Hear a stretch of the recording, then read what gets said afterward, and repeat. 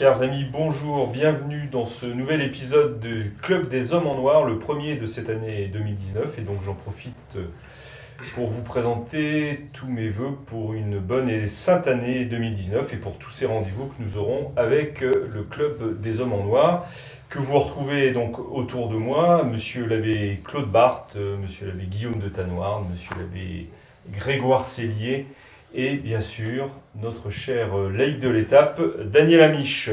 Cette émission est réalisée par Odon de Cacré, que je remercie également pour sa disponibilité. Alors, plusieurs sujets dans cette émission, avec une actualité religieuse un peu calme, même s'il y a eu quelques remous en fin d'année 2018 et début 2019. Nous parlerons tout d'abord du changement des communicants de l'équipe de communication du Saint-Père. Nous aborderons également ensuite justement la succession du pape François, l'éventuelle succession du pape François, avec un zoom, si je puis dire, sur un homme que nous connaissons peu, mais dont le nom circule beaucoup dans les réseaux romains. Et puis notre question doctrinale est un peu complexe, un peu difficile. J'espère que nos invités sauront la présenter le mieux possible. Elle concerne une réponse de la Congrégation pour la doctrine de la foi sur une question qui lui a été posée à propos de la stérilisation. Voilà, donc trois grands thèmes comme d'habitude pour cette émission. Et nous commençons tout d'abord par la démission surprise en fin d'année de Greg Burke, qui était le grand communicant et du Saint-Siège et de son assistante. Alors peut-être que je vais me tourner là pour commencer exceptionnellement par Daniel Amiche, puisque l'homme de la communication, non pas que les autres ne le soient pas, mais enfin vous êtes un homme de communication. À chacun son métier. À chacun son métier. Est-ce que vous pouvez nous rappeler d'abord ce qui s'est passé et puis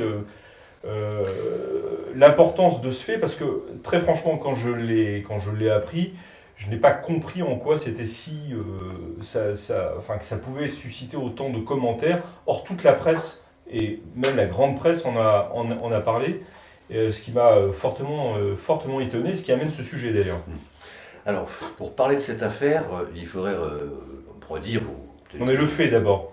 Le fait, c'est que Greg Burke...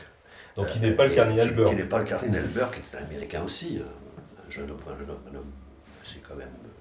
la cinquantaine maintenant, qui a été pris, remplacé ce que faisait autrefois Federico Lombardi, c'est-à-dire qui était le directeur de la salle de presse. Et puis, ses attributions se sont augmentées au fur et à mesure que les années passaient, et il était un petit peu, on dirait, le monsieur communicant du Saint-Siège, toujours dans les visites, enfin dans les voyages apostoliques du Saint-Père. C'est lui qu'on voyait près du Saint-Père dans les avions. Voilà, alors bon, c'est vrai qu'il a eu beaucoup de soucis. Moi, je ne suis pas sûr qu'il ait toujours très bien répondu d'ailleurs aux attentes des confrères journalistes sur les questions qu'on lui posait. Il était lui-même avec une assistante qui a été aussi dégagée. Mais il y a eu beaucoup de dégagements actuellement. Qui a été dégagé. Ils ont dit qu'ils avaient démissionné. C'est l'Espagnol Paloma Garcia. Ouais, c'est ça. Il était parti aussi. Ils sont tous partis. Donc quand même, ça fait bizarre. D'autant plus que aussi, parce que dans la communication de ce siège, il y a un journal qui est très connu qui s'appelle Le Salvatore Romano, c'est ça. Donc Vian a aussi été est parti. Donc sa retraite aussi. Donc, Monsieur Vian étant le directeur, était le directeur en chef, directeur de la rédaction du quotidien. De toutes les éditions de l'Observatoire Romano. Alors bon, que le Saint-Siège veuille. Je ne vais pas trop m'étendre là-dessus, parce que je préférerais que mes amis ici en parlent aussi, de la façon du ressenti, comme on dit, de cette affaire. Bon, que le Saint-Siège entende faire un grand dicastère de la communication, un service de la communication, un ministère de la communication, c'est tout à fait naturel. Enfin, il existe. Oui, il existe, il a été créé, mais maintenant, il n'est pas encore totalement fait, parce qu'ils vont tout mettre, y compris la typographie du Vatican. Oui, le Vatican rentre dans la communication, enfin pourquoi pas, je veux dire, c'est une chose tout à fait possible. Alors, pas beaucoup d'objections là-dessus. Est-ce que le départ de Greg et puis l'arrivée surtout, c'est comment il s'appelle celui qui est arrivé, c'est Tossart, il ne sait pas si c'est Tornielli, qui n'est pas un opposant farouche. Ce qui est normal, on ne va pas demander à un opposant de s'occuper de la communication. Les autres ne l'étaient pas non plus, comme en vérité, il ne faut pas non plus dire les choses, mais enfin c'est curieux. Moi, je veux bien, si vous voulez, mais bon, voyez, je prends deux exemples qui sont tout récents, sont de ce mois de janvier. Donc, il y a eu tout d'abord un premier couac, à l'occasion de l'anniversaire de la révolution cubaine, la glorieuse révolution cubaine, Vatican News, qui est le portail d'information officiel du Saint-Siège aujourd'hui, portail multilingue, même en français, vous vous rendez compte, on a échappé belle, hein, parce qu'actuellement, le français n'est pas une langue très très pratiquée dans les palais apostoliques. Alors, donc, il y a eu un article qui a été fait pour saluer la révolution cubaine, sans aucune espèce d'esprit critique sur la situation des chrétiens à Cuba, que ce soit des catholiques ou que ce soit des protestants, qui sont quand même persécutés. Pas un régime très favorable à l'évangile. Ils ont publié cet article à la louange, en fin de compte, de la révolution cubaine. Ça a eu un tel tollé dans la presse internationale qu'au lieu de dire, écoutez, c'est un point de vue, évidemment, on peut en avoir un autre, oui, nous regrettons d'avoir choqué, non. Ils ont supprimé l'article. C'est-à-dire, on met un article en ligne et on le supprime. Il n'y a rien de plus incompréhensible pour un journaliste. Un mauvais effet en termes de communication. Alors ça, c'est le premier fait. Le deuxième fait, c'est encore un petit problème de communication. Savez-vous, je pense que vous savez que M. Maduro, ce grand humaniste tout peint en rouge, le président du Venezuela, qui est en train de faire mourir son peuple à petit feu quand même, 3 millions de Vénézuéliens qui ont quitté le pays, etc. Et puis les autres qui sont là, ils sont massacrés en long et en large. Donc, c'était représenté, a été élu dans des conditions que je préfère ne pas dire ici, pour pas que les gens tombent en syncope en écoutant l'émission, c'est un scandale. De toute façon, il n'y a plus d'institution. Et donc, par rapport au Saint-Siège, l'Assemblée nationale n'existe plus rien n'existe, etc. Et alors, le Saint-Siège a donc décidé d'envoyer son... Alors, il n'est pas nonce, parce qu'il n'y a plus de nonce non plus, je crois. Il y a un vice-nonce ou quelqu'un qui fait office de nonce là-bas, à la prestation de serment de Maduro, ce qui est absolument invraisemblable. Mais c'est invraisemblable. Ce qui n'est absolument pas nouveau. Enfin, c'est invraisemblable. Il y avait des représentants du Saint-Siège. C'est fou, c'est comme... Dans l'Allemagne. Je sais pas, c'est comme aussi... alors, je pense que Maduro ne pouvait pas se représenter techniquement, il y avait un problème constitutionnel, je ne pense pas qu'il avait le droit à un autre mandat. Bon, il se présentait quand même, il a été élu, comme on sait que peut être élu dans ces pays-là, quand même très facile. Et puis voilà, il n'y a pas que chez eux, en France c'est un peu la même chose. Enfin voilà. Enfin, ce sont des problèmes de communication qui sont graves. Et donc il y a eu une espèce d'excuses on n'a pas bien compris, qui était au niveau de la communication, qui n'est pas compréhensible, c'est-à-dire qu'ils ne savent même pas commenter un événement. Enfin, voilà, c'est comme ça. Alors ce changement dans l'équipe de communication du Saint-Siège, événement ou pas événement avec Guillaume de Tellemare? Là, je pense que c'est quand même vraiment la chronique très précise, mais pas forcément passionnante, d'une institution vaticane qui se cherche, en fait. Mais il me semble que ce qui est très intéressant, c'est l'affaire de Paolo Ruffini, nommé président de Dicaster. Là, on a vraiment quelque chose de nouveau, c'est-à-dire qu'on a un laïc qui est nommé à un poste normalement occupé par un cardinal. Donc on a une rénovation en profondeur de l'Église, et il me semble que c'est plutôt une bonne chose de nommer des gens compétents, parce que Paolo Ruffini est compétent, il est d'une vieille famille catholique, un parent du fameux cardinal du même nom. Oui, neveu, parent. Et je trouve intéressant de donner aux laïcs du travail dans l'Église. C'est pas parce qu'on a un chapeau de cardinal qu'on est forcément le meilleur au poste X ou Y. Et là, il me semble qu'il y a une recherche d'efficacité, d'autant plus que Paolo Ruffini succède à Dario Vigano, donc non pas Carlo Maria Vigano, mais son homonyme, Dario Vigano, qui s'était permis de publier une lettre privée de Benoît XVI et en plus de la publier coupée. Preuve qu'on peut être ecclésiastique et ne pas avoir forcément la déontologie du métier pour lequel on est pressenti. Donc ça va plutôt ça- dans le bon sens. ça, il me semble que c'est intéressant. À quand une femme présidente du dicaster de la famille, par exemple? Pourquoi est-ce que ce serait des célibataires de parler de la famille? Là, je crois qu'il y a un vrai défi et des vraies réponses et une vraie évolution de l'Église dans un bon sens. Vous avez l'impression que du fait de cette décision, l'Église est en train de couper avec un certain cléricalisme qui est l'un des thèmes sur lequel intervient... Cléricalisme, voilà l'ennemi.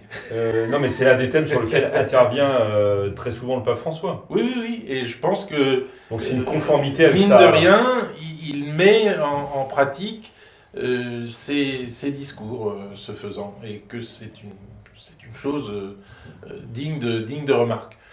Un peu plus, à mon avis, que la question de Greg Burke, d'Andrea Tornielli, le sujet, c'était la communication. Qui est aussi un conservateur, Tornielli. C'est pas la question posée par notre ami Maxence, c'était la question de la communication du Saint-Siège. Oui, c'était le point de C'était départ. pas la question des institutions du Saint-Siège, comment qu'elles doivent être ou autrement faites, parce que ça aussi, Mais il y a un dicaster pour la communication, on peut faire un grand débat. et ça me paraît une bonne chose de créer ce nouveau Dommage que ça dicaster. s'appelle dicaster. Que la Il communication avait Claude Barthes, si vous voulez. Communication, On va le laisser entre les mains parler. d'un laïc, c'est une très bonne chose, en effet, parce qu'il est plus compétent. Il est potentiellement plus compétent. Potentiellement Il y a plus aussi compétent. beaucoup de laïcs qui Enfin, ne sont pas il compétents. est choisi pour ses compétences, on va dire. Il est, c'est un bourgeoisiste. Mais que ça s'appelle dicaster, c'est-à-dire que ce soit, de même que, comme vous l'avez dit, ça pourrait être pour les laïcs, puis c'est prévu par les statuts du dicaster pour les laïcs, qu'un laïc puisse être préfet. Et donc un laïc, homme ou femme, ou religieuse, en fait, que sais-je. Mais c'est ennuyeux, pourquoi pas en soi, pour un organisme hors gouvernement propre du pape. Mais Dieu sait que la communication est quand même un problème important. Que sont les dicastères, C'est sinon des réunions de cardinaux, c'est-à-dire les réunions de membres du Sénat du pape, c'est ça, c'est un système de polysynodie, le Saint-Siège. Et donc là, introduire avec ces cardinaux, avec donc ce Sénat pontifical, des hommes, des femmes, qu'on utilise leurs compétences, je suis tout à fait d'accord. Mais peut-être qu'il faudrait réguler la présentation. Et si moi j'ai bien tout simplement. Moi, je trouve que c'est justement la présentation qui donne tout son sel à l'affaire. Mais le fond de l'affaire, vous avez raison, c'est un point important, mais c'est tout de même la petite chronique vaticane, parce qu'elle nous apprend ce qui se passe sous le pape François. D'une part, donc, il y a eu en effet des couacs, une communication des hommes, il s'est entouré largement d'hommes très proches, mais qui étaient partiellement incompétents, dont Vigano par exemple, qui n'a pas d'ailleurs totalement écarté, qui garde une place importante. Donc il essaye de trouver, il se cherche, comme vous dites, voilà, ça montre qu'il se cherche. D'autre part, il resserre, ça c'est pas mal, c'est une bonne chose, la communication, Et le fait d'un organisme monopolisant l'Osservatore Romano, c'est une très bonne chose, sauf que Vatican, c'est une très bonne chose, sauf que bon, derrière il y a des questions de pouvoir, donc c'est ça qui est intéressant à décrypter. En effet, il s'entoure de gens qui sont tout à fait pour lui, turiféraires, on va dire, comme Tornielli, ce qui est normal. C'est normal. Mais on le remarque. Et là, ça a une autre signification aussi, le fait qu'il bloque toute la communication autour de lui, c'est qu'il n'a pas du tout envie de démissionner, ça c'est clair. Ensuite, donc, il prend des... le roman, oui, c'est très important, parce que ça dépend quand même, normalement, jusqu'à présent, de la secrétaire d'État. Et de fait, c'est un coup contre Paroline. Hein. C'est très clairement. Ce qui se passe actuellement. Donc ça, du point de vue des... Alors, Paroline, pour ceux qui nous regardent, c'est le cardinal secrétaire d'État. Qui a des ambitions importantes de tiers, si les tiers existaient. Et donc là, dans les équilibres vaticans, c'est important. On remplace Vian, qui était un ratzingérien, on va dire de gauche, mais en fait très ratzingérien, pas du tout bergoglien. On le remplace par Monda, je crois qu'il s'appelle celui qui l'a.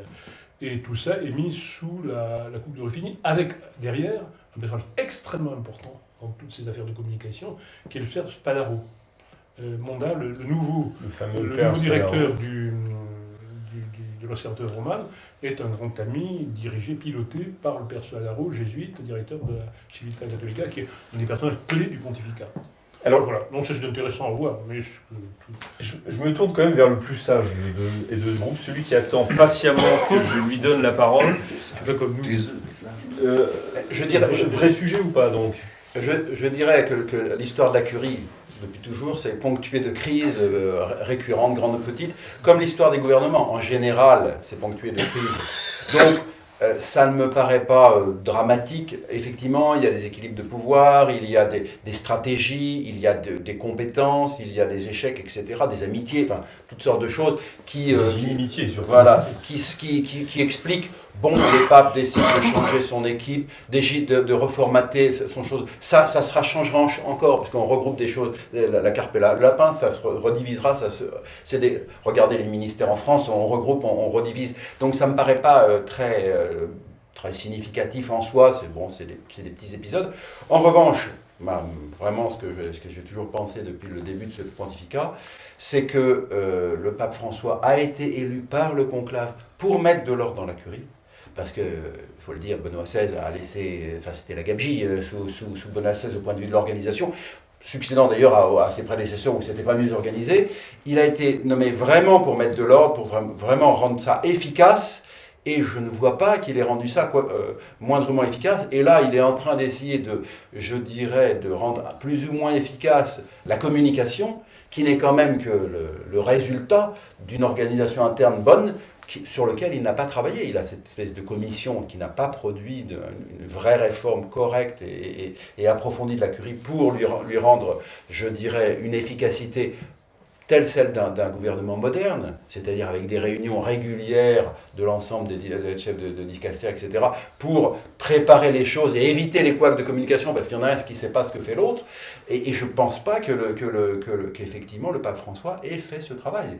Même au niveau des finances, tout ça, il n'a pas encore été jusqu'au bout des choses. Probablement parce qu'il n'est pas, ça ne l'intéresse pas trop, il n'a pas envie de beaucoup de travailler. Mais je ne crois pas que la feuille de route qui lui a été donnée par le conclave, me semble-t-il, qui était premièrement d'éviter que cette curie ne fonctionne pas et soit vraiment au service de l'Église, je ne crois pas qu'il l'a résolu. Et donc, les affaires de communication, pour moi, c'est anecdotique par rapport au cœur du problème. En même temps, cette feuille de route, il est tout à fait libre de la suivre ou pas. Il est oui, mais il a prétendu au départ qu'il allait vers ça et qu'il allait être un grand organisateur, ce qu'il n'est pas, à mon avis, ce qu'il n'est pas. Ensuite, la communication est aujourd'hui quand même un point essentiel dans notre société, dans notre monde dans lequel nous sommes plongés. Oui, mais le communicant... auquel il est confronté de manière permanente. Donc vouloir contrôler sa communication, la réorganiser et la rendre la plus efficace. Oui, le problème, c'est qu'en fait, les pauvres communicants doivent gérer des couacs permanents parce que derrière, il n'a pas harmonisé, par exemple, entre les dicastères. C'est-à-dire qu'il y a un dicaster qui prend une décision, l'autre n'est pas au courant, et ça fait des couacs, et après la communication... Tellement là-dessus que actuellement, les erreurs de communication... Elles tiennent plutôt à lui-même. Tout le problème est chez lui. Pas à lui-même ou pas à lui-même d'ailleurs. D'accord. Disons que. Comment silence Vigano intervient contre lui. Oui, mais là, oui, mais déjà, Vigano intervient parce que en amont, ils n'ont pas fait le travail qu'ils auraient dû faire. Vous voyez, je veux dire, c'est par rapport à Carrick, etc. Donc s'il avait fait le travail, je ne pense pas que Vigano se soit sorti du bois. Ça, c'est une question de fond. Vous avez raison. Mais la vérité, c'est qu'en effet, il a été élu pour remettre de l'ordre dans la curie, ce qui n'était pas sa véritable intention. C'était pas ça le fond du parti qu'il portait au pouvoir. C'était la libéralisation de l'Église. Mais c'est en effet ça qui... Bon, alors, il était d'accord, il est toujours d'accord, il a fait un groupe de cardinaux pour l'aider à cela. Il le fait un petit peu par des regroupements de dicastères, de conseils, etc. Donc il va dans ce sens. Mais c'est un homme par lui-même assez pagailleux et qui a la pagaille comme principe de pouvoir, comme principe de gouvernement, si vous voulez. Il fait la pagaille, puis il appelle l'un, puis l'autre, puis l'autre. Donc c'est normal que ce soit... que ça... Mais ça va tout de même dans le sens de sa feuille de route, comme vous dites, je pense. De la sienne, pas celle qu'on lui a, que les cardinaux lui ont interprétée par lui. Le fameux conseil des cardinaux, qui était le C9, qui font comme neige au soleil, ils sont plus que 6. Oui, mais que la seule idée de fond qu'ils ont eue est celle-là, regrouper les conseils, regrouper les organismes. Et on l'a fait pour les laïcs, on l'a fait pour les migrants et tout le reste, et on est en train plus ou moins de le faire. Voilà, en mais le France. regroupement, encore une fois, le regroupement qui n'est pas fondé sur une réalité Oui, objective, c'est de l'apparence. Pour moi, c'est de l'apparence. Si vous voulez, dans les gouvernements français, vous avez le ministère de la culture, et puis après, il est divisé en deux, il est rassemblé. Ça ne change Mais pas le fond. Le vrai problème de fond sous le pape Ratzinger, c'était l'autorité. Il dirige pas la curie, il s'occupait d'autres choses, il faisait des romans, des écrits très intéressants. Mais par ailleurs, enfin, donc lui, le pape Bergoglio, a davantage d'autorité, et il l'exerce à sa manière. Bon, pourquoi pas. Hein. Alors vous n'êtes pas intervenu sur, sur ce que signalait l'abbé de Tanoir, sur le fait que quand même pour la première fois, il y a un laïc est à la tête d'un dicaster. Donc, moi, en soi... Ce qui est en conformité, encore une fois, avec ce que développe le pape François contre le cléricalisme par ailleurs. Voilà, moi, en soi, ça ne me choque pas. Je ne crois pas que ça tiendra.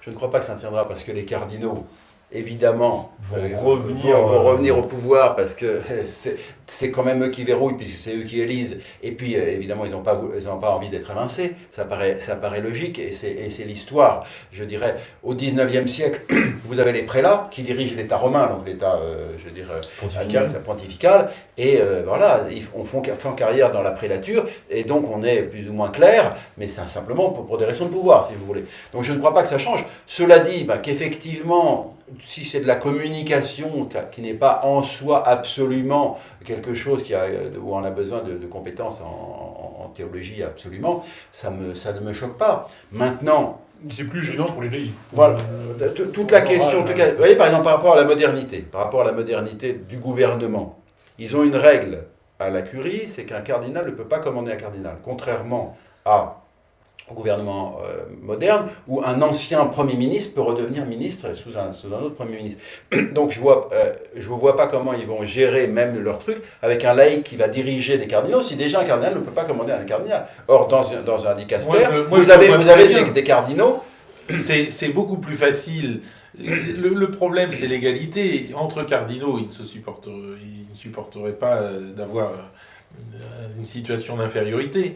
Mais d'un laïc compétent à un cardinal, je pense qu'au contraire, le cardinal sera trop heureux d'utiliser les compétences du laïc, qui a quand même une sacrée carrière, Paolo Ruffini. Oui, mais dans le cas présent. Oui, voilà, mais attention, il a tout fait en Italie. Enfin, oui, mais un dicaster, vous avez donc un certain nombre de cardinaux qui y sont nommés et qui sont consultés obligatoirement pour les grandes décisions. Théoriquement, ils prennent eux-mêmes les décisions. Et c'est la plénaria qui prend la décision. Donc voilà. C'est un peu bizarre de faire ça pour la communication. Voilà. Mais je suis pas sûr que ça tienne sur le long terme. Mais je trouve pas ça scandaleux. Effectivement, c'est pas proprement théologique. Donc pourquoi pas que le directeur... Les laïcs sont membres de l'Église comme les prêtres et comme les cardinaux. Oui, non, mais là, il s'agit ni plus ni moins. Le pasteur suprême, l'évêque de Rome, non. Donc dirige comme tel, si vous voulez, donc pour ce qui est quand même de son domaine propre, c'est une organisation cléricale par la force des choses. Ouais. Pour ceux qui sont domaine propre, la communication, pourquoi pas, la typographie vaticane, très bien. Bien. Il peut y avoir quand même des questions théologiques qui se posent sur cette communication. Ceci dit, parce que ça rejoint ce qu'on disait tout à l'heure, ce qui était évoqué tout à l'heure. Moi je ne vois pas du tout la laissée d'un dicaster sur la communication. Ça, franchement, je ne vois pas du tout l'intérêt. C'est pas des questions de morale, c'est pas des questions de doctrine, c'est rien du tout. La question aussi, c'est que s'il faut qu'il y ait un service, cohérent de communication du Saint-Siège, que tout le monde souhaite, mais qui n'est pas encore là. Hein, c'est un service. Bon, logiquement, un service d'information, de communication dépend du Premier ministre, c'est-à-dire il dépend du secrétaire d'État. Le fait qu'on veuille créer un dicaster séparé, c'est pour donner une autonomie au dicaster et le découpler du secrétariat d'État. À mon avis, c'est ça. Moi, je crois que c'est un coup aussi. Encore que théoriquement, c'est une pierre dans le jardin de parole. La curie est toujours régie par Pasteur oui, donc le dicaster dépend tout de même pour beaucoup de choses, théoriquement. Je crois que beaucoup de choses échappent à Parolin. Cela dit, je dirais, comme dans tous les gouvernements, si vous voulez, on passe, selon les hommes, soit du gouvernement avec un principal ministre, qui est donc le secrétaire d'État, qui fait l'ensemble des tâches, et un pape qui donne les grandes orientations, à un gouvernement personnel, où le pape intervient beaucoup plus personnellement et finalement met de côté son principal ministre, c'est-à-dire le secrétaire d'État. Et ça alterne tout le temps comme ça. C'est-à-dire que quelqu'un comme Pacelli, qui avait été secrétaire d'État, a été incapable de déléguer et il gouvernait tout. N'est-ce pas ? Il avait même plus de secrétaire d'État, il avait un pro-secrétaire d'État juste pour lui faire les petites tâches. Et donc, je veux dire... Il en avait deux selon les tâches. Voilà. Ce qui est assez amusant. Voilà. Et en revanche, un Pineuf, qui ne s'intéressait pas à l'administration, avait un bandit de grand chemin qui était secrétaire d'État, qui faisait le travail, et lui, il avait plutôt les orientations... voilà. Mais un pieux bandit de grand chemin, bien sûr. Mais, et lui, il s'occupait plutôt du spirituel. Je pense que Bergoglio est un homme de gouvernement personnel. Donc il a mis de côté Parolin, qui n'a pas... on n'en entend jamais parler de Parolin. Il n'est pas au cœur, voilà, il est pas au cœur de l'action du tout. Il s'occupe un peu de l'intendance, mais voilà. Oui, mais voyage quand même. Ce sont des alternances selon les personnalités qui sont classiques. C'est-à-dire, je donne du pouvoir et je me décharge là-dessus pour m'intéresser aux grandes orientations, ou bien je gouverne personnellement, et je pense que Bergoglio est un homme de gouvernement personnel. Donc, pour conclure, saluons la création de l'ORTF. Voilà. Merci beaucoup de ce propos, Daniel Amiche. Effectivement, fin de cette première partie, et nous nous retrouvons dans quelques instants pour parler d'un cardinal philippin dont le nom bruisse dans les réseaux romains.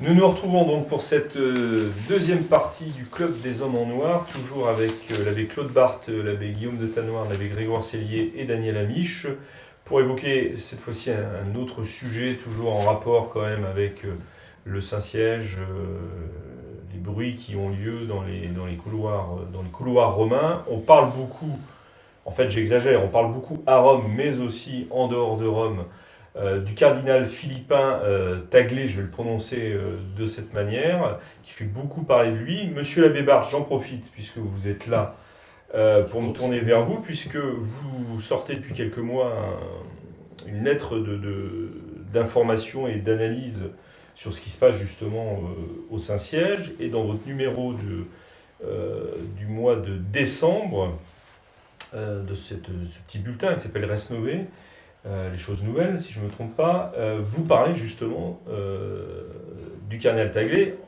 avec comme titre, après le pape Bergoglio, le pape Taglé. Point d'interrogation. Point d'interrogation. Vous posez la question. Alors pourquoi cette question ? Parce que ce personnage donc important, le cardinal Taglé, archevêque de Manille, est un homme qui émerge au milieu du groupe on va dire, de ce que Benoît XVI appelait l'herméneutique de rupture, autrement dit le parti du pape actuel. Donc l'herméneutique de rupture par rapport l'herméneutique de continuité. Au sens qu'a le concile, en fait. Au sens du concile. Comme je l'avais dit ici, je me rappelle, il y a comme deux partis de gouvernement dans l'Église conciliaire, un centre-gauche et un centre-droit. Lui, c'est l'homme du centre-gauche, comme Bergoglio, comme le pape actuel. Et donc il porte les espérances de ceux qui se portaient, j'ai dit, vers Martini, puis ensuite vers Bergoglio, maintenant vers lui, parce que le pape ayant quand même plus de 80 ans, on peut toujours penser qu'un conclave peut s'ouvrir rapidement. On peut penser, c'est pas du tout évident. Donc, cet homme-là a l'avantage et l'inconvénient d'être jeune, il a 60 ans, 63. 63. Très jeune, effectivement. Ce qui est très jeune pour un cardinal, et très jeune pour un cardinal aujourd'hui, à l'élection pontificale, on préfère des hommes vieux on pense qu'ils ne vont pas rester très longtemps sur le trône de Pierre. Il a un autre avantage, c'est qu'il n'y a personne en face de lui, pratiquement. C'est-à-dire, je veux dire, il n'y a pas de concurrence. Il n'y a pas de concurrence, non, si vous voulez, on est dans les aspects quand même très humains de l'Église, là. Bien sûr, enfin, il y a une partie très humaine de l'Église. Oui, non, mais je... Vous le dites pour les auditeurs qui pourraient être scandalisés. Oui, mais surtout, on nous parle beaucoup du Saint-Esprit dans l'élection du pape. Là, vous êtes en train de nous parler beaucoup des aspects humains. Le Saint-Esprit utilise toutes ces choses très humaines dans les conclaves, c'est très clair. Donc, si vous voulez, les vaticanistes vous disent qu'il y aurait 3 candidats si un conclave s'ouvrait aujourd'hui. Côté centre-gauche, donc ce serait Taglé. côté centre droit, successeur du pape Ratzinger, ce serait Sarah, et un centriste du centre, de tous les centres, du centre parfait, Au centre des centres. au centre des centres, qui semble-t-il avait pas mal de chance jusqu'à présent, qui était Parolin, justement le secrétaire d'État. Le cardinal secrétaire d'État. Cardinal secrétaire d'État, mais qui a pris du plomb dans l'aile, d'abord parce que, en effet, les hommes de Bergoglio le savent et essaient de le torpiller. D'autre part, qu'il a quand même mal géré, très mal géré, c'est le moins qu'on puisse dire, l'affaire de Chine. Donc ça pèsera beaucoup dans les... Donc on a parlé ici donc Avec les accords passés avec le pouvoir Voilà. communiste. Donc du coup, Teglé, qui justement à cause de son âge et parce qu'il est quand même très marqué du point de vue idéologique, avait moins de chance, un avantage. Un avantage, d'autant que les nominations de cardinaux successives du pape François, sans qu'on sache trop évidemment ce que sont les cardinaux qui sont nommés, sauf quelques-uns, tout de même vont dans ce sens-là, dans le sens d'une préparation. Alors évidemment tout ça, nous le disons maintenant, on ne sait pas quand aura lieu le conclave, on ne sait pas quelles seront les personnes véritablement qui seront en tête à ce moment-là. Donc c'est un peu de la science-fiction, mais bon, il faut bien dire des choses, puisque... Vous êtes juste en train de me détruire mon émission. Abbé Tanoirne, un cardinal comme Taglé, ça doit vous plaire en fait, comme physionomie, comme personnage, comme... En plus c'est un intellectuel, ce que vous n'avez pas signalé, il a quand même participé à l'histoire du... J'aurais beaucoup pu parler de Taglé lui-même, du Concile Vatican II. Il s'est adjoint à l'école de Bologne pour publier l'histoire de Vatican II, et l'école de Bologne, c'est quand même la lecture de gauche de Vatican II. Donc, il a été adjoint par des jésuites. Mais c'est l'homme des jésuites C'est depuis son directeur de le thèse début. qui l'a poussé vers l'école de Bologne. C'est un jésuite qui l'a poussé au séminaire, et Absolument. enfin, c'est l'homme des jésuites. C'est Et l'homme à des cet jésuites. égard, il est proche évidemment du pape Bergoglio, qui est jésuite, qui ne l'oublie pas. Et proche de Spada. Alors moi j'avoue que j'ai un petit problème avec sa psychologie, parce que apprenant que vous vouliez aborder cette question, je me suis mis sur Internet et j'ai écouté telle ou telle vidéo. Et curieusement, on a l'impression que cet homme-là, il a vraiment le don des larmes, quoi. Que pour un oui ou un non, il se met à pleurer. Il est ému. Alors il est ému parce que le synode des jeunes, c'est très émouvant. Accompagner les jeunes, c'est vraiment quelque chose qui fait pleurer, et qui le fait pleurer au sens propre du terme. Alors, on aura peut-être un pape avec le don des larmes, c'est possible. Ça me paraît quand même difficile, enfin, de mettre en avant à ce point cette psychologie. Vous voulez dire que c'est un effet de communication qu'il le fait? Je crois pas. Non, Donc il a réellement... c'est sincère, il pleure. Je pense qu'il pleure, et je pense qu'on aura un pape qui pleure s'il devenait pape. Et on peut pas vous ne pouvez pas le résumer à cette... Enfin, ces larmes m'ont frappé, si vous voulez. Après, quel est son discours? Son discours, il est essentiellement un discours... Alors là, il a quelque chance d'être pape. Son discours est essentiellement un discours unanimiste. C'est-à-dire qu'il dit des choses avec lesquelles on est d'avance d'accord.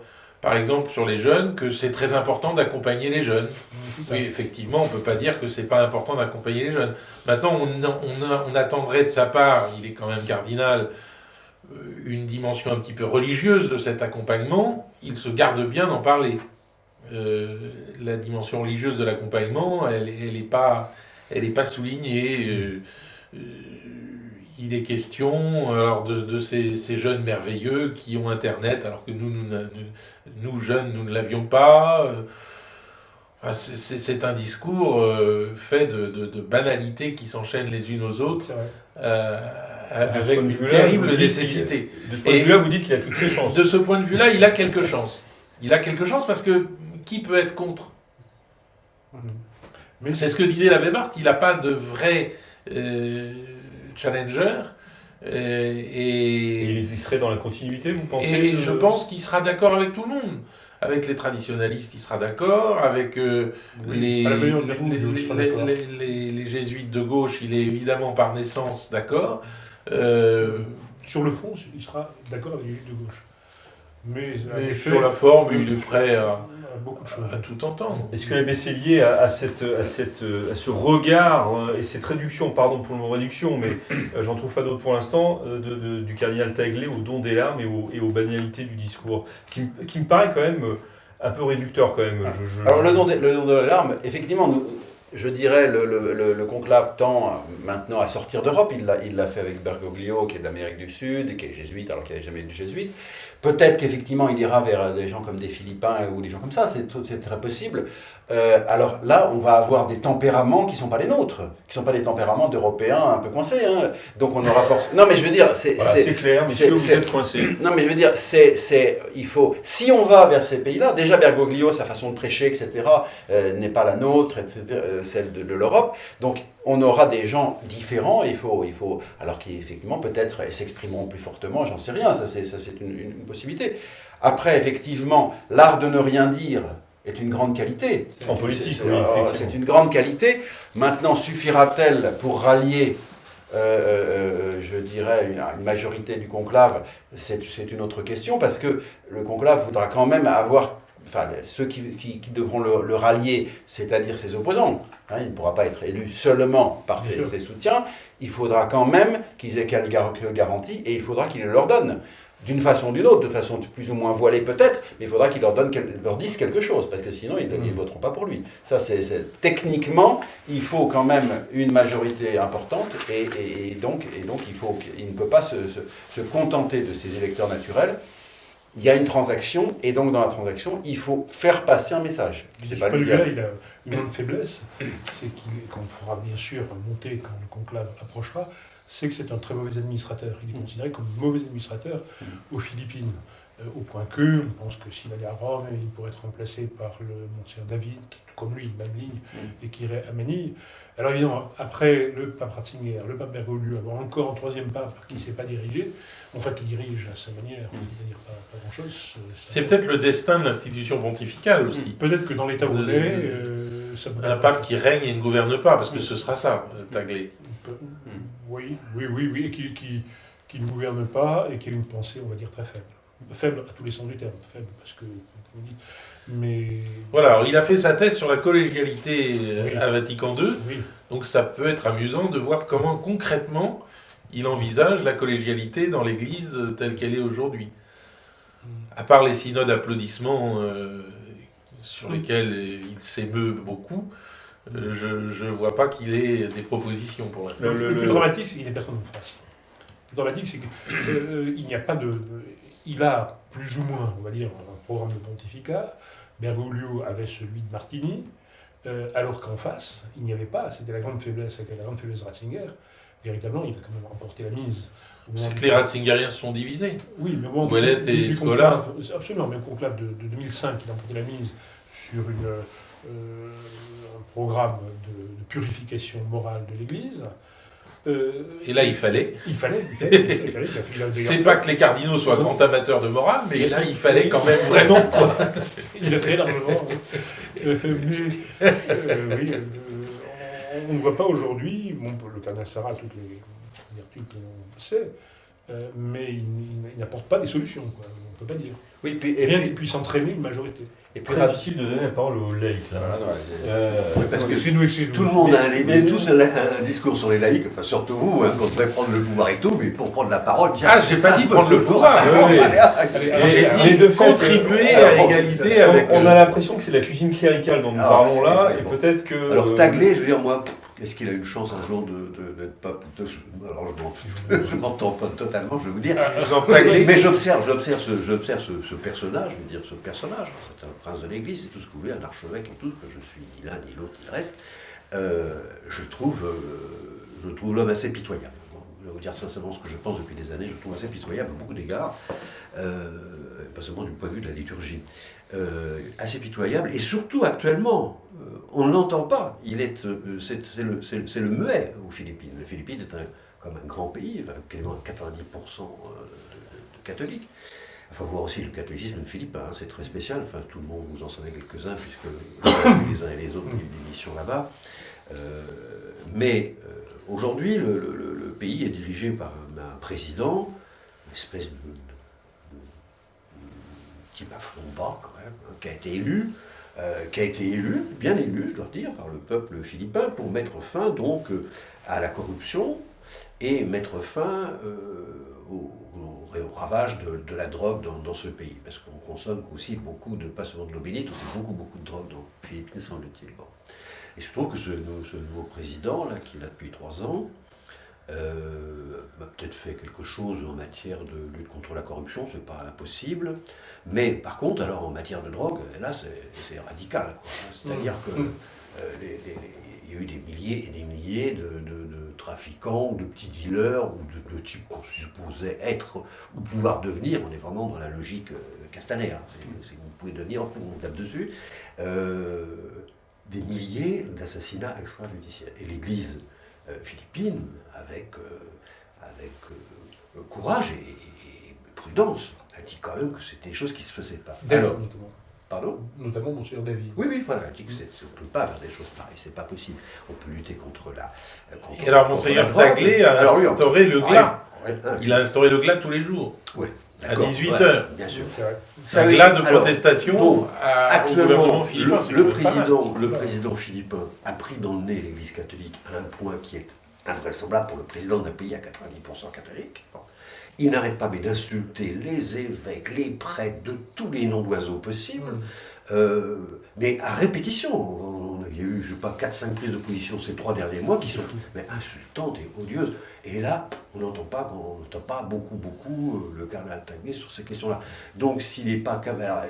on n'est pas dans la situation où peut être l'épiscopat du Venezuela ou l'épiscopat du Nicaragua ou l'épiscopat du Vietnam, qui sont en fait aujourd'hui, de fait, les forces d'opposition à la dictature dans ces 3 pays quand même. Il n'y a pas d'autre chose, il n'y a plus d'institution. Au Venezuela, il n'y a plus d'institution. Donc les seuls qui résistent, c'est l'Église catholique. Au Nicaragua, il n'y a pas d'opposition au régime sandiniste. Donc la seule force d'opposition, de facto, c'est l'Église. Au Vietnam, il n'y a pas de parti d'opposition, c'est tout des cocos. Vous savez, vous êtes au courant quand même. Donc la seule force d'opposition structurée et structurante, c'est l'Église catholique. Alors évidemment, aux Philippines, pour l'instant, il y a d'autres partis, il y a des choses, etc. Mais l'Église, elle est mais le cardinal Taglé, même s'il se tait, ou si on ne sait pas tout... Il fait sonner le glas, c'est vrai. Non, mais peut-être qu'il intervient par d'autres moyens. Écoutez, alors on va parler, moi je vais vous dire, moi je veux bien qu'on parle de fait, mais je ne peux pas parler des arrière-pensées des gens, je n'en ai aucune idée. Je ne sais même pas quelles sont les vraies arrière-pensées du pape Bergoglio, ou même du cardinal. Mais non, je peux pas, on ne peut parler que de fait. Il est vrai qu'il donne l'impression de se réserver. En revanche, il voyage énormément. Et il voyage d'autant plus qu'il est devenu président de Caritas, donc ce qui lui permet de se présenter sur toute la Terre. Mais on sent un homme qui réserve ses chances. Peut-être, je ne sais pas. C'est lié, vous vouliez parler tout à l'heure. Je dirais par rapport à Ratzinger, Ratzinger était quand même en quelque sorte l'homme fort de la fin du pontificat de Jean-Paul II, c'était celui qui l'avait structuré intellectuellement, etc. Aujourd'hui, où est l'homme fort dans le collège des cardinaux? Mais c'est ça la question. Où est l'homme fort? C'est-à-dire quelqu'un qui aurait une structure, qui aurait... Même un Martini, qui n'était pas de mes amis, il paraissait un homme structuré, avec une pensée, etc. Tandis que là, on a des gens, il n'y a pas grand... Sarah est sympathique, il est sympathique, mais d'un point de vue de l'organisation, du regroupement de partisans fidèles, etc., est-ce qu'il est vraiment organisé? J'en suis pas vraiment sûr. Est-ce que vraiment il entraîne des gens derrière lui, et qui se disent, bon, moi, c'est notre candidat, c'est notre champion, et on va le soutenir, etc. Parce que, encore une fois, pour arriver là, sauf quand il n'y a vraiment personne et qu'on choisit un peu au hasard, ce qui est arrivé au cours de l'histoire de l'Église, dans le conclave, mais sinon, c'est parce qu'il y a des gens qui arrivent avec un groupe, et puis après on négocie. C'est pas forcément le chef du groupe qui passe, mais on négocie. Là, je suis en train de lire une biographie de Saint Pie V. Bon, ben effectivement, il y avait le groupe du cardinal Borromée, il y avait le groupe du pape Paul IV, me semble-t-il. Bon, et puis ils ont transigé sur finalement Ghisleri, etc. Mais là, je ne vois pas d'homme fort qui se détache dans le collège des cardinaux. Taglé pourrait être un homme fort quand même. Oui, mais je veux dire, est-ce qu'il regroupe, est-ce qu'il fédère, est-ce qu'il et il a quand même une espèce de programme, au moins une volonté qu'il résumait en octobre dernier en disant: je ressens l'appel à revenir à la simplicité de la foi et la vie des chrétiens, des relations et des rapports tout simples de la vie commune, et en saluant par ailleurs également dans un livre qui lui est consacré le pape parce qu'il nous ramène, il nous ramène à l'église de Vatican II. Donc il a une sorte de programme. Le problème de fond est celui-là, bien sûr, c'est l'interprétation de Vatican II qui avance. Mais dans une église qui s'effondre, et où en effet les hommes sont de moins en moins nombreux, où les théologiens n'existent plus. Enfin, ça c'est le drame général, qui dépasse Taguet, qui dépasse Sarah. C'est le vide abyssal. Oui, mais il y a une volonté, C'est le d'une problème simplicité démographique. dans l'Église. Oui, non, mais la volonté, nous sommes d'accord. Bien. Ça, c'est, on va dire, il calque Bergoglio à sa manière à lui. Oui, pourquoi pas? Ouais. Est-ce que ça suffit pour... Voilà, parce que c'est quand même... Effectivement, par exemple, le pape Ratzinger, c'était quelqu'un qui disait, voilà, je vais attaquer le problème de la pédophilie et autres problèmes moraux. C'est déjà, ça, c'est un truc concret, pratique. Être simple, tout ça, ça mange pas de pain, mais je veux dire, c'est pas ça qui résoudra le fait qu'effectivement, ils ont des problèmes pour trouver des évêques, ils ont des problèmes pour trouver des prêtres, ils ont les vocations sermonuises, etc. Ils sont quand même dans des choses pratiques sur lesquelles il faut lancer des programmes de reconquête, si je puis dire, avec des façons précises de faire, et pas seulement, il faut être simple, ça change. Je suis pas sûr qu'un programme de reconquête changera quoi que ce soit au problème. Non, enfin, une réflexion sur l'avenir serait intéressante, et c'est un des objets de cette feuille dont vous avez parlé, recommençant, Resnové, Votre feuille, Resnové, dont vous êtes le directeur, et qui est de lancer une... comment dire, pousser dans le sens d'une réflexion d'avenir. Alors, resnové en latin, Alors, Resnové en latin, ça veut dire révolution. ça veut dire, enfin, plus exactement, Resnové... Parce que les choses nouvelles, oui, mais au sens révolutionnaire Donc, du il y a terme. une ambiguïté voulue. Resnové est utilisé...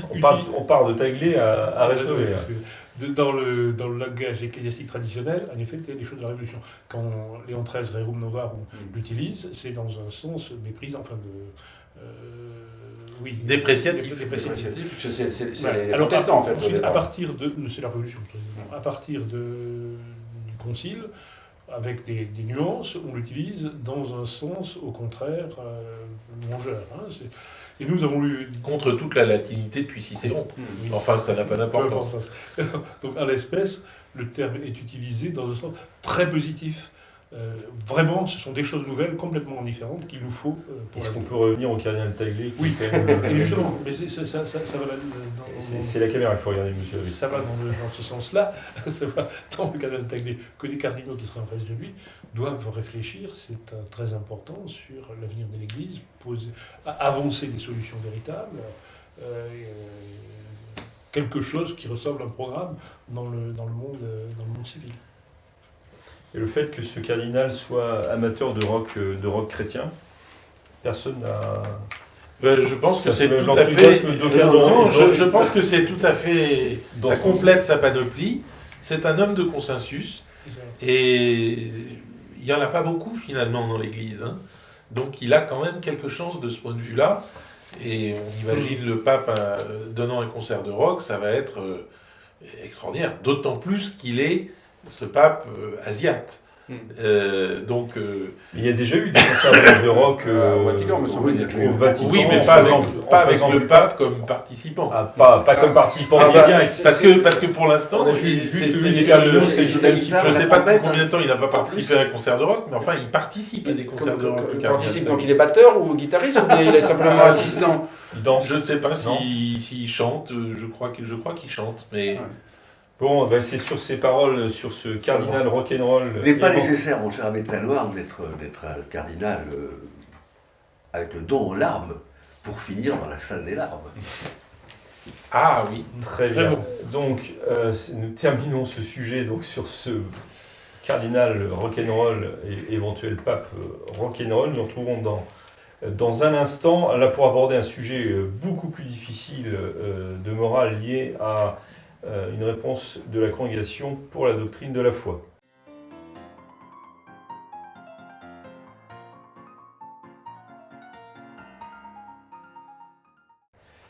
Nous reprenons ce Club des Hommes en Noir pour le dernier sujet qui nous réunit, un sujet de morale, puisque la Congrégation pour la doctrine de la foi a répondu à une question au mois de décembre dernier sur la moralité ou non de recourir à l'ablation de l'utérus d'une femme dans certains cas. Donc c'est ce sujet qu'a abordé la congrégation pour la doctrine de la foi, et dans sa réponse, elle a considéré qu'on pouvait avoir recours à cette ablation de l'utérus dans la mesure où il ne s'agissait pas de stérilisation. Alors je me tourne vers l'abbé Grégoire Cellier, qui m'a impérativement demandé de pouvoir traiter de ce sujet, de ce thème. De l'introduire. Et de l'introduire parce qu'il est certainement mieux placé que moi pour faire comprendre à nos téléspectateurs de quoi il s'agit exactement. Alors d'abord, je voudrais dire que nous sommes dans des cas limites. Il s'agit vraiment de personnes qui ne peuvent pas avoir d'enfants dans des conditions très difficiles. Et donc, tant au plan technique qu'au plan psychologique, ce sont des choses très difficiles à traiter. Et donc, je dirais, il ne faut pas arriver, voilà, et puis tout est simple, alors que ça n'est pas simple. Hein. Donc, c'est bien pourquoi je vous ai laissé la parole. Voilà, ça n'est pas absolument simple. Mais, donc, en l'occurrence, la Congrégation pour la doctrine de la foi dit, nous avons répondu déjà précédemment que l'ablation de l'utérus, si c'est pour rechercher une certaine forme de stérilisation, n'est pas autorisée, etc. Et dans d'autres cas que nous allons traiter aujourd'hui, nous allons dire que c'est permis. Vous voyez, donc ils disent bien, c'est pas en soi permis, c'est dans les cas que nous allons étudier. Donc ça, c'est quand même important. Alors, en fait, si on analyse bien ce que dit la Congrégation pour la doctrine de la foi, on se trouve dans un cas de volontaire, ce qu'on appelle le volontaire indirect. Le volontaire indirect, c'est lorsque une action a un double effet, et qu'il y a un effet bon et un effet mauvais, et est-ce qu'il est permis de poser cette action qui a ce double effet, grosso modo. Alors, l'une des caractéristiques du volontaire indirect permis, c'est que l'effet mauvais ne vienne pas de l'effet bon, que ce soit deux effets indépendants. Le coup classique, précisément par rapport à l'ablation de l'utérus, une femme a un cancer de l'utérus. Pour empêcher qu'elle ne meure de ce cancer, nous faisons l'ablation de l'utérus, et par un effet autre que la guérison du cancer, le fait que le cancer soit guéri ou pas guéri n'a rien à voir, par un effet autre, indépendant, elle ne peut plus enfanter. D'accord ? Donc il se positionne dans cette mécanique morale classique, le volontaire indirect. Alors, qu'est-ce qu'apporte de plus ce texte ? Voilà, alors ce texte, je dirais, nous dit, voilà, en fait, nous nous trouvons dans un cas où les médecins disent que, quoi qu'il arrive, parce que cet utérus est en mauvais état, etc., peu importe, quoi qu'il arrive, la conception qui pourra se réaliser ne pourra pas être menée à son terme. Voilà, d'accord ? C'est ça la base. La conception qui pourra arriver ne pourra pas être menée à son terme, l'utérus n'est pas capable de mener à son terme, donc ça sera forcément un avortement. Dans tous les cas, une infection de voilà, non voulu, c'est ça, c'est une fausse couche, disons, une fausse couche. Hein. C'est le cas classique. Et donc voilà, alors la Congrégation dit, donc je n'empêche en aucune manière de mener une grossesse à son terme, puisque de toute façon cela ne pourra pas arriver, et donc si je fais l'ablation de l'utérus, je n'empêcherai pas cette conception d'arriver à son terme, puisqu'elle ne peut pas. Si vous voulez, le fonctionnement ne marche pas. Mais ici, me semble-t-il, par rapport au volontaire indirect, le but recherché par l'ablation de l'utérus n'est pas de guérir l'utérus d'autre chose ou d'intervenir, etc. C'est bien d'empêcher une conception. C'est bien d'empêcher une conception qui, disent-ils, ne peut pas aboutir à son terme. Donc ici, il n'y a pas deux effets, il n'y en a qu'un seul. Et il me semble qu'on n'est pas dans le cas du volontaire indirect. Hein. Et d'autre part, il me semble que c'est une conception tout à fait nouvelle, en tout cas dont je n'ai jamais entendu parler, de la moralité de l'acte conjugal, qui nous dit que cette moralité serait liée non pas à la conception elle-même, mais au fait qu'elle soit en mesure d'aboutir à son terme. C'est une notion, me semble-t-il, nouvelle, je ne dis pas inintéressante, mais sur laquelle il faut vraiment nous donner quand même des références sérieuses. Je rappelle qu'en 1978, la Congrégation pour la doctrine de la foi a reçu Monseigneur Lefebvre dans le cadre d'entretiens de procès, si vous voulez, et par rapport à des agissements de Monseigneur Lefebvre, qui faisait ceci ou cela, la Congrégation pour la doctrine de la foi lui a dit « Est-ce que vous avez des auctores probati, c'est-à-dire des auteurs approuvés dans l'Église qui justifient ce que vous faites ?» Très bien, et Monseigneur Lefebvre a essayé de répondre plus ou moins à cette demande. Or ici, dans leur texte, je ne vois aucun auteur approuvé qui soit le fondement de ce qu'ils ne disent pas, ben voilà, tel ou tel moraliste, etc. Un peu comme Monseigneur Lefebvre, qui n'en avait pas lu non Ils plus. n'en avaient pas non plus. Mais non, mais ils font même pas semblant d'en apporter. Hein. Et personnellement, il me semble, alors ça c'est mon approche de la conjugalité, alors on peut discuter, il me semble que le droit conjugal est un droit à poser des actes aptes par eux-mêmes à amener à la conception. Après, il y a la médiation de la nature. Et alors, une femme ménopausée, elle peut poser Attendez, des Elle peut poser des actes. d'accord. Elle peut poser des actes. Voilà. Bon, Elle peut poser des actes qui, c'est- en soi, sont aptes à la procréation. Entre les deux, il y a la médiation de la nature, qui va ou pas amener effectivement à cette conception. Il y a pas Qui est de médiation conception. de la nature. Mais la Attendez, médiation de la je vais vous donner la parole. Mais il y a une Non, non, médiation mais- de la nature et qui Moi, j'ai pas fait grand-chose à dire, que mais- l'enfant qui va naître n'est pas le fruit de la volonté de ses parents, puisqu'il y a eu une médiation de la nature qui va dire que ça soit un garçon ou une fille, grand, petit, avec les yeux bleus, avec les yeux verts, on n'en dispose pas. Et là, on nous dit, non, en fait, ce qu'il faut viser, c'est est-ce que cette conception va pouvoir aboutir. Et à ce moment-là, on enlève la médiation de la nature qui fait que nous ne pouvons pas être propriétaires du nouvel être vivant qui va venir, donc de l'enfant. Et je ne vois pas à ce moment-là pourquoi on interdirait la contraception. Alors, la parole Pourquoi on interdirait la contraception Qui est du même ordre, c'est-à-dire de dire actuellement, je ne suis pas en mesure de mener cette conception à son bon terme parce que j'ai pas assez d'argent, etc. Donc, eh bien, je pose des actes, mais Je vous ai vu, parce que Bétanois, je vous ai vu réagir à plusieurs propos de mais l'abbé je Sellier. posais le problème, je ne prétends non, pas la raison. je n'ai pas une grande théorie à proposer sur le sujet, mais d'abord, il me semble qu'il y a quand il y a ablation de l'utérus, il y a une fin qui est la question des hémorragies, des fibromes qui se mettent Là, dans c'est pas le cas. l'utérus. C'est pas le cas, c'est pas le cas. Ah non, c'est pas du tout le cas. Bah, c'est quand même dans ce cas-là que ce genre d'opération se fait. Apparemment, c'est pas le cas. C'est pas ce dont il parle. Enfin, en tout cas, c'est pas. Mais alors pourquoi elle se ferait Voilà, c'est- enlever c'est- l'utérus pour Alors, caprice, ils le disent, ils disent politique, que l'ablation de l'utérus n'est pas la seule médication dans les cas envisagés et que néanmoins ils veulent répondre à la Enfin, question.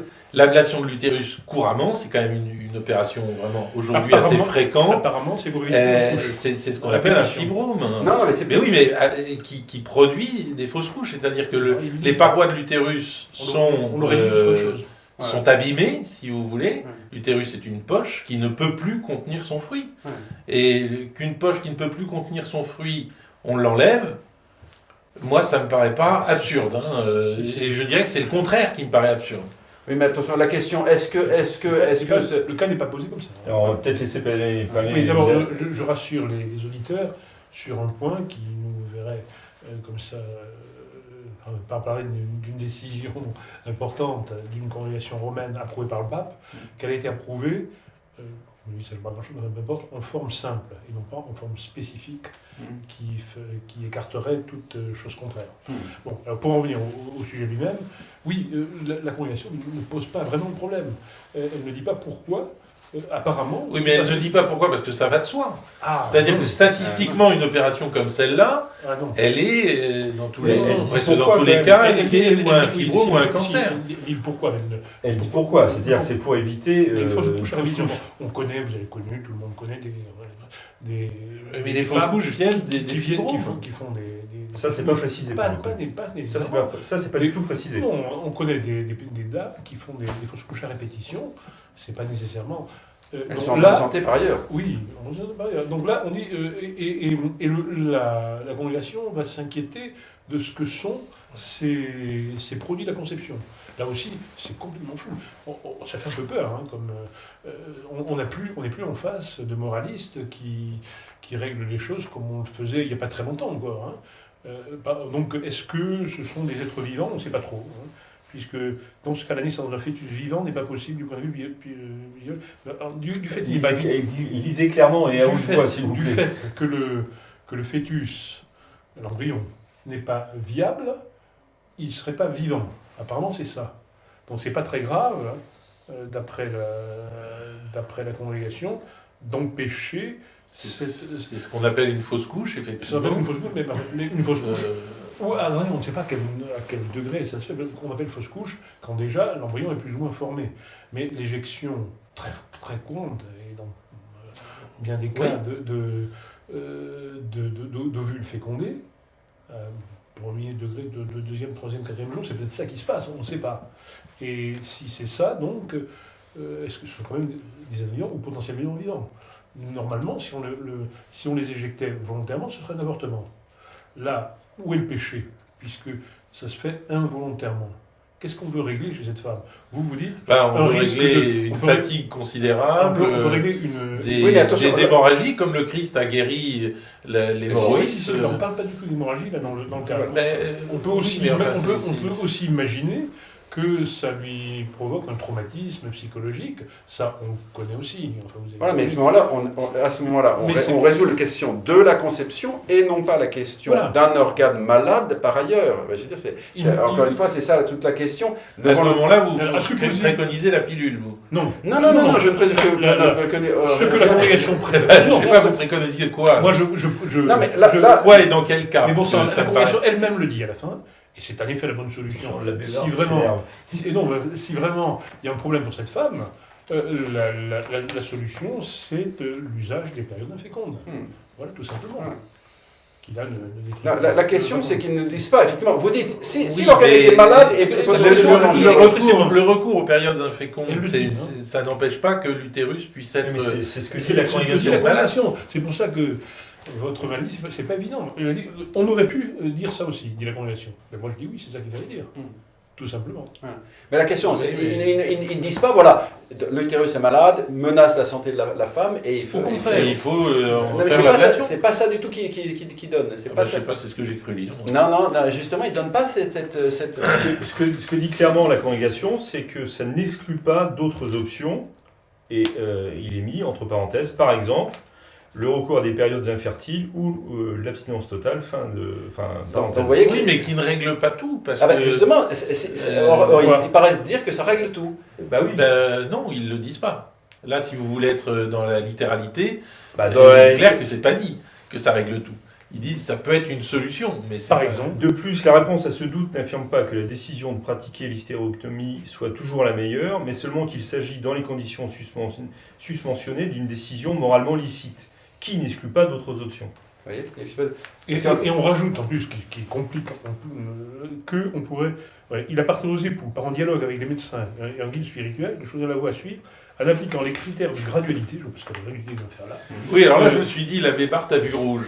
Oui, parce qu'il était question de gradualité, mais je vois pas en quoi... la gradualité, qu'est-ce qu'elle va faire là? Tenir compte des faits, c'est la loi de la gradualité, non, c'est la loi morale.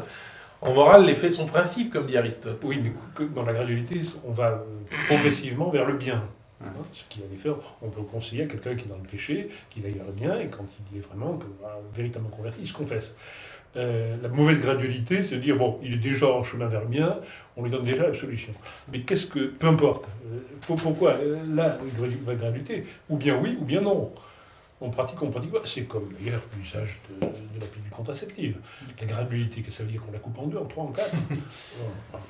Non, mais de la même façon qu'on peut recourir à une pilule contraceptive dans certains cas pour des femmes qui ont des règles trop abondantes ou je ne sais pas. Encore une fois, c'est un volontaire indirect. Il y a deux effets. Là, aussi, il y a deux effets. C'est pas parce que l'effet n'est pas mentionné, l'effet de la santé de la femme n'est pas mentionné qu'il n'existe pas.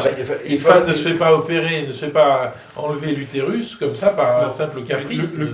Comme ça, vous avez raison. Oui, mais là, donc il y a bien une fin qui est sa santé. Là, on nous fait un exposé moral. Alors c'est mal présenté peut-être.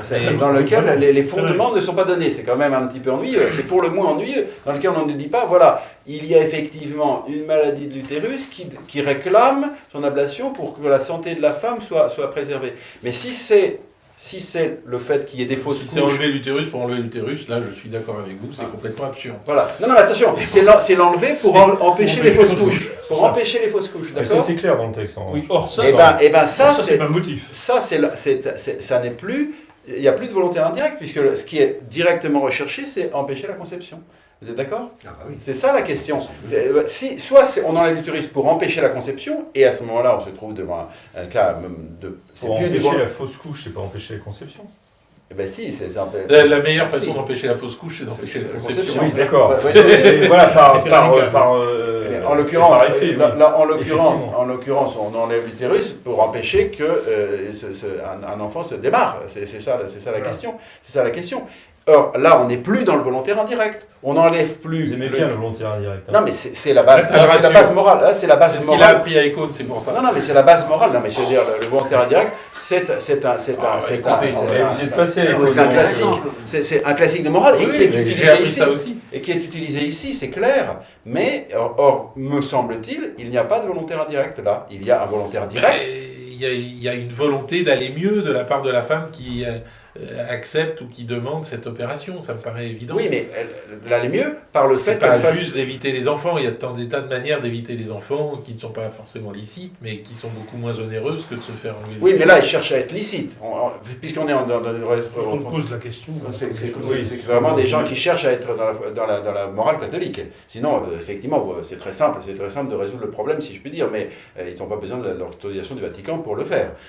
Mais Ça là, serait, oui, effectivement. voilà, effectivement, on est dans le cas. Bon, mais alors vous avez une paroissienne qui souffre de fibrome. Ah, mais c'est autre chose. C'est autre chose, ça. Vous n'allez pas lui dire ne vous faites pas enlever l'utérus. Non, mais ça, c'est autre Parce que chose. là, il y a le volontaire indirect. Je suis d'accord. Non, mais Bon, là, d'accord. Voilà. Bon, bah alors à ce moment-là. Voilà. En Mais là, fait, Si les gens au Vatican ont des idées baroques, ce qui serait pas la première fois, quand même. ce qui serait pas la première fois, mais il me semble qu'on est Même si plutôt. c'est la première enfin, fois, moi, Ce qui est gênant dans cette affaire-là, c'est que c'est très mal présenté, je ne me résigne très mal pas raisonné. Oui, ça, on a déjà à vu. mettre ce cas en dehors du réel. Et le réel, Vous avez raison, c'est d'ailleurs. c'est de ce que point de vue-là. c'est bien un cas de volontaire indirect, au contraire. C'est qu'il y a une fin bonne recherchée, et puis un effet mauvais qui est l'ablation de l'utérus. Mais la fin bonne est parfois supérieure à l'effet mauvais. voilà, mais Et Jeanne Smith s'est interrogée aussi sur Absolument, sur oui. ce texte sur son blog, puisqu'elle suit et de près les questions morales et notamment de bioéthique. Et elle trouve également elle émet quelques doutes, non pas pas tant sur ce qu'affirme la congrégation que sur le mode de raisonnement. Et elle trouve que, si j'ai bien compris ce qu'elle explique, que ce texte est pour le moins mal construit, quoi. Il repose sur des... C'est un avis assez général. J'ai interrogé Sur moi des aussi un prémices, moraliste, dont je dis pas le nom, puisque la réponse était privée, qui m'a fait la même réponse. C'est cafouillu du point de vue du raisonnement. Il y a, dit-il, stérilisation directe. Oui. C'est ce que dit votre moraliste. Oui. Enfin, votre moraliste, entre guillemets, pour votre... Daniel Mich, on vous a pas entendu sur ce sujet Il y a des sujets- important, il y a alors des vous êtes le sujets seul laïc quand même Voilà, ici. mais alors, il y a des Enfin, sujets pardon. sur lesquels je ne préfère pas m'avancer, parce que là, c'est des terrains qui sont un peu inconnus de ma part. Mais enfin, c'est vrai que j'avais lu ce texte, peut-être rapidement, le texte de la congrégation, que je n'avais pas très bien compris qu'est-ce que c'était, qu'est-ce qu'il voulait dire, et je ne comprenais pas très bien. Je ne suis pas sûr que le débat qu'on a eu maintenant m'ait beaucoup éclairé sur cette question, mais peut-être il y aura peut-être une séance de rattrapage pour me faire ma religion, si puis-je dire, sur cette question. Bah, pourtant, l'abbé Cellier nous a expliqué... Oui, mais il y a des... C'était pas... voilà.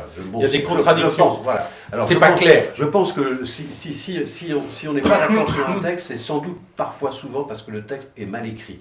Et donc on peut avoir des interprétations divergentes.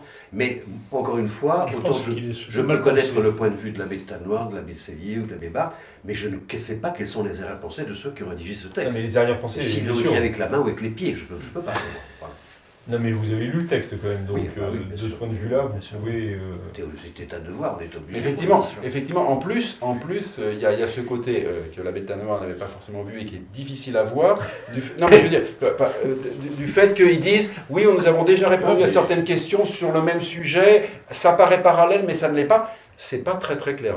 Bah, c'est ainsi que le texte commence. Voilà, Il ça. se réfère aux réponses déjà données en 1993 sur un sujet proche, puisque c'est l'isolement de l'utérus et d'autres questions. Alors ça, évidemment, ça ouvre beaucoup de choses, en rappelant que c'est toujours valable, mais là, qu'ils abordent normalement un autre cas. Voilà, mais donc il aurait fallu au minimum bien reposer rapidement le premier cas pour le distinguer du second cas, pour qu'on comprenne ce qui était en cause, parce que c'est Ouais. à mon Par avis... ailleurs, sur le fond, l'intervention médicale ne peut pas être jugée antiprocréatrice car elle se situe dans un non, parce qu'il n'y a contexte plus de procréation objectif possible. où nous sommes. Ben voilà, mais on se pose la question sur la procréation. C'est Non du pas bon sur la sens. conception, mais sur la procréation. Voilà, donc la question c'est ça. Est-ce que, encore une Enfin, et fois, on dit, Oui, mais l'acte en disant, conjugal est en un- disant la procréation, c'est La viable. médecine a progressé, elle est C'est capable d'un diagnostic. Oui, mais non. Est-ce que l'utérus est apte à porter Un enfant embryon viable à son et, terme? et dans ce cas-là, ce serait, si l'enfant était viable, ce serait anti-procréation. Si c'est l'enfant qui n'est pas viable, c'est pas. Non, il y a quand même quelque chose qui est C'est- pas. Parce qu'à ce moment-là, encore une fois, je reviens sur la question de la contraception, c'est-à-dire que je considère que l'enfant ne peut pas être accueilli dans mon foyer parce que je n'ai pas les ressources nécessaires, etc. Donc je peux... Ça n'a rien à voir. Ah ben c'est la même chose. Là, je considère que l'utérus de la femme ne peut pas porter l'enfant jusqu'à son terme, ou que je ne peux pas l'accueillir dans mon foyer. Le raisonnement me paraît le même. Ben, Alors qu'en soi... dans un cas, il y a un enfant, dans l'autre, il n'y en a pas. C'est Ouais. quand même pas la même Il chose. me semble. Si, puisqu'il y a une conception. Mais il y a conception, mais la conception ne va pas à son terme. Oui, mais ne pas aller à son terme, est-ce que... Le médecin est capable d'un diagnostic certain, selon lequel, Ce que dit les congrégations. C'est ce que dit la conversion, voilà. selon lequel le fruit ne peut pas être porté à son terme. Voilà. Bon. Oui, mais est-ce que... Voilà, ça- J'ai conçu. il n'y a plus de problème. Ah bah. Dans le cas, puisque c'est de la casuistique, hein, là on est vraiment dans de la casuistique. Mais ici, Dans le cas qui est posé, Et nous sommes sous un pal. euh, il me semble que c'est ce qu'on appelle une lapalissade, c'est-à-dire s'il ne peut pas y avoir d'enfant, est-ce qu'il y aura un enfant? Ben non, il peut pas y avoir. Mais est-ce que l'enfant conçu est un enfant? Il est un enfant quand même. Il est comme un enfant, l'enfant est conçu. Oui, l'enfant est Conçu, conçu, donc mais relatif. mais vous allez quand même d'autant pas que la même exiger congrégation de la d'une foi. femme qu'elle conçoive un enfant dont elle sait de façon sûre qu'elle ne peut pas le porter Alors, à terme. Justement, alors ça, on rentre dans la psychologie de la femme. Mais non. Et on lui indique d'autres méthodes, qu'une, à savoir l'usage, ou bien l'abstinence. Non, il y a deux. Enfin, Selon la congrégation, il y a deux Bien sûr, autres. l'abstinence, d'accord, ou bien Les périodes d'infécondité. Parce que- Bien, nous n'arriverons pas de toute façon à un accord Si je peux une différencié. Oui, ce qui est un peu effrayant, consensus à mon sens. différent. Je vous laisse la parole pour conclure alors. On est d'accord sur le fait qu'on n'est pas d'accord, mais en tout cas, on est bien d'accord sur le fait que ce n'est pas très clair et qu'il n'y a pas de raisonnement. On n'aurait jamais vu il y a 10 ans, les moralistes romains étant encore ce qu'ils étaient, un texte de ce type qui est véritablement très flou et très, très ambigu. Merci Monsieur l'abbé Barthes pour cette conclusion. C'était donc le Club des Hommes en Noir. Avant que nous nous quittions, nous restons avec l'abbé Barthes. Puisque la dernière fois, il m'a quand même fait un gros reproche de ne pas avoir signalé la parution de son dernier livre, La Messe de Vatican II, dossier historique publié aux éditions Via Romana, donc disponible auprès de l'éditeur et des, comme le veut la formule, des bonnes librairies, au prix de 24 €. En un mot, très rapidement, ce livre, c'est... Bon, c'est justement un dossier historique sur les origines de la Nouvelle Messe et toute son histoire jusqu'à nos jours. Et vous allez un peu plus loin qu'un dossier historique parce que vous posez quand même 3 objections théologiques fortes. Oui, bien sûr. Voilà, on en reparlera si vous voulez. Je signale donc également Res C'est Nové. dans l'histoire. Monsieur l'abbé, je signale donc Res Nové pour Autant terminer. de moi, c'est- Lettre internationale, hein, puisqu'elle paraît en français, en italien et en anglais, d'analyse et de prospective. La visée révolutionnaire, comme il Donc avec un abonnement numérique pour la recevoir via courrier électronique de 20 € pour un an et de 30 € pour la version papier.